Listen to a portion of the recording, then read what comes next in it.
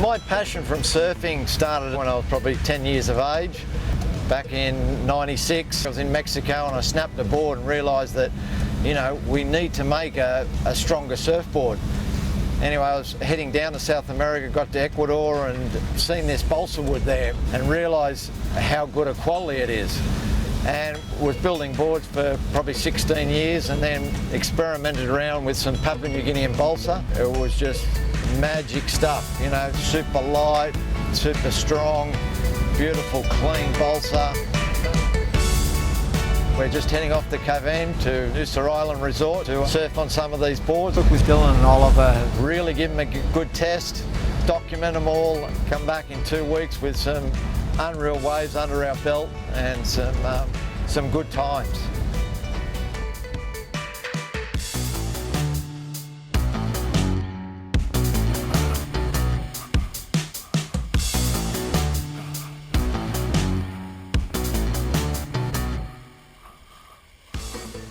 And you know that should really easy produce your 4 meter. Yeah, perfect. We get what, 10 surfboards out of that.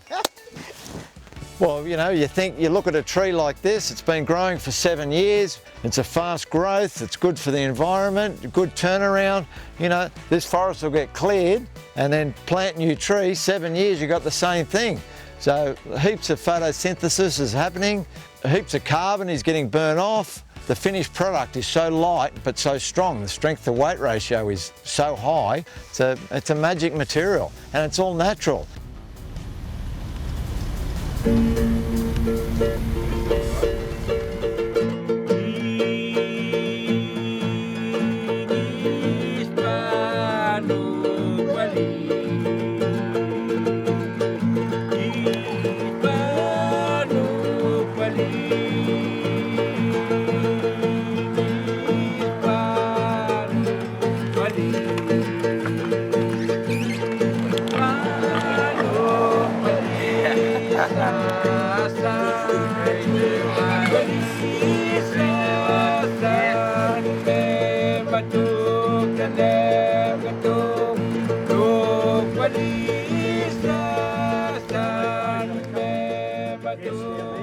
We probably were some of the pioneers of commercial surfing in terms of bringing commercial surfers into country.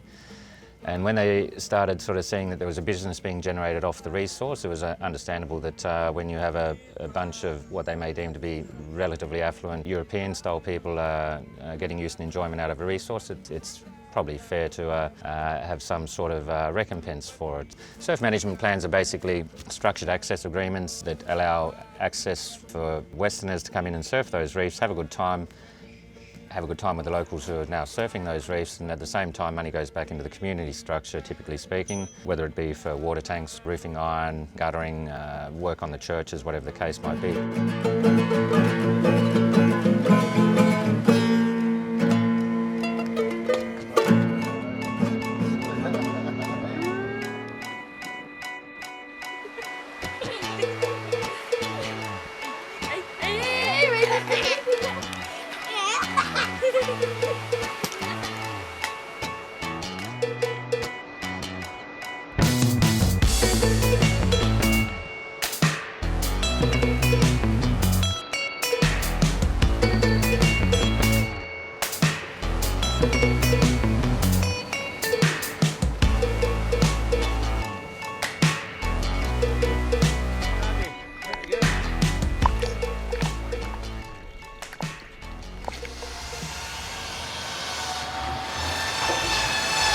Okay, where are we going? We're going to head over there.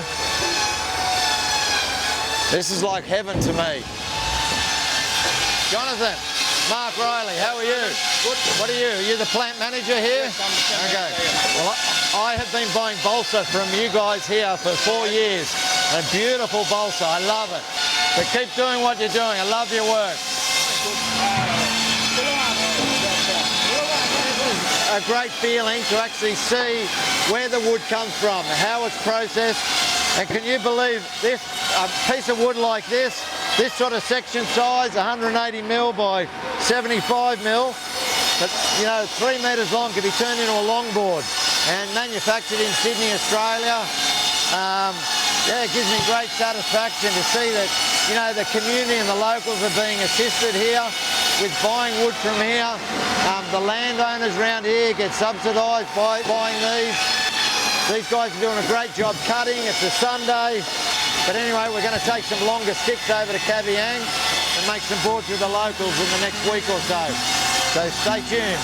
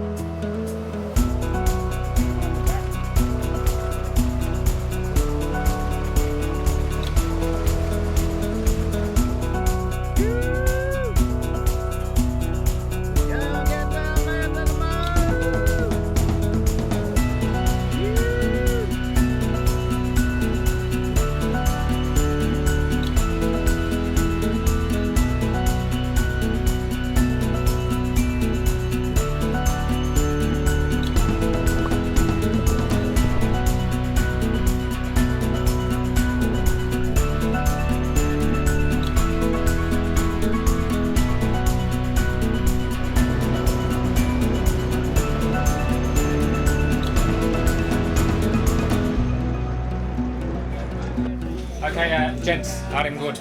Manya, his name is Mark Riley. He's a long-time timber board shaper, going to teach us some of the finer arts of his trade. Okay, I want to show you guys how you can make a balsa wood board. I think, Sean, we're going to go for a something similar shape to that. 2 mid-length. Yep. And if there's enough for a shorty, and we'll try and finish it off thereafter. So we're going to cut these, we're going to glue them together, leave it dry, and then we can basically start shaping. Okay, well, let's make a start on it.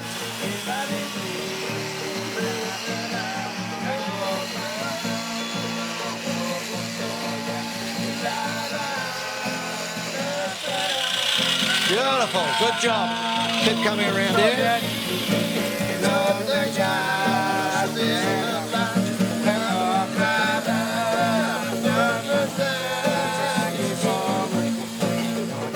We want to leave 1 millimetre on. Leave the line on with 1 millimetre, something like that.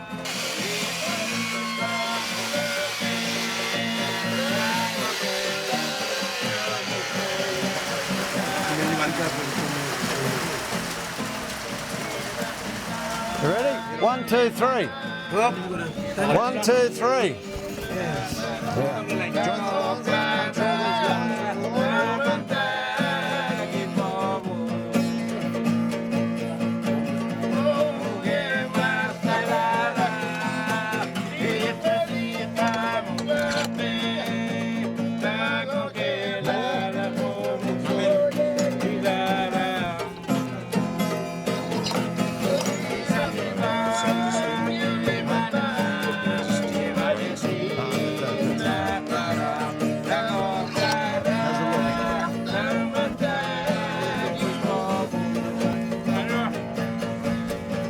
That looks good, huh? Okay, I think we're just about done. We'll just have a quick look from this end. Yeah, that's good. Okay, that's it, lunchtime.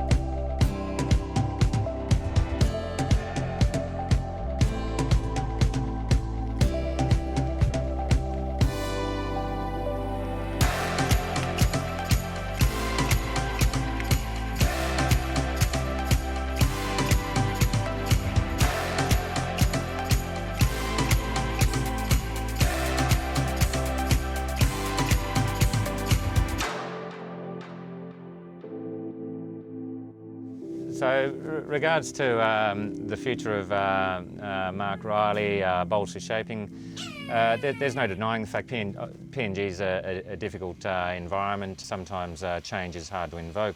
Mark will come across a bunch of challenges that it'll put him on his toes. I've seen a lot of people come through with wonderful ideas, wonderful concepts in the past, and for a short while they engage and they open our eyes up. They're actually opening our eyes up at the same time. But trying to break down brick walls in quick swings doesn't work.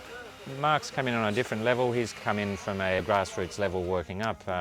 He's not here to dictate the state of play to anybody. He's here to impart knowledge in some of the crafts. So I think Mark's been fortunate to tap into the surfing movement. The surfing movement embraces what he's proposing to do, and I think his head will spin and his eyes will turn, but by the same token we'll pay reasonably close attention and we'll buffer him where we can.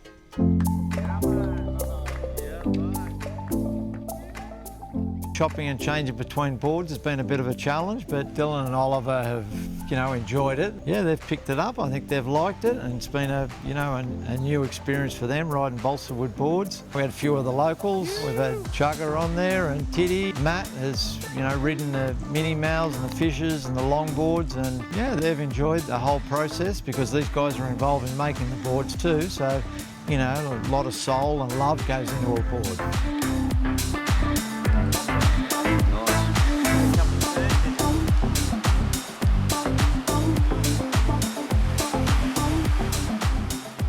The flight coming over was fantastic. Air New Guinea were unbelievable with the gear we brought over here. Shannon and Sean from Noosa Island Retreat, nothing's been a problem for them.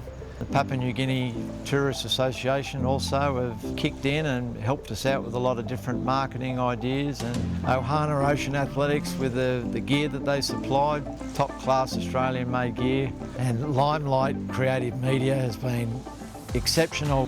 There's no way I could have done this without these guys. Last but not least is World Safaris. They were unreal in putting all this trip together. I could not ask for anything else, and I'd highly recommend them.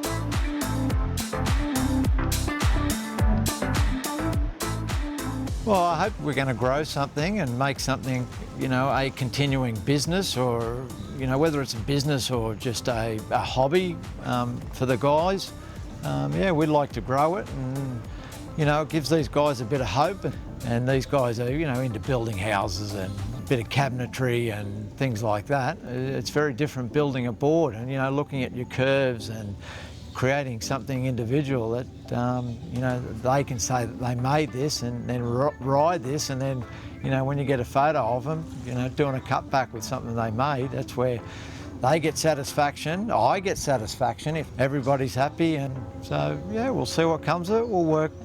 I'll work with Sean and Andy and, everyone else that's helped us out in this trip, and see what we can do next year. So we're looking for a few numbers now to see if we can get another crew together to come over and experience the whole PNG experience.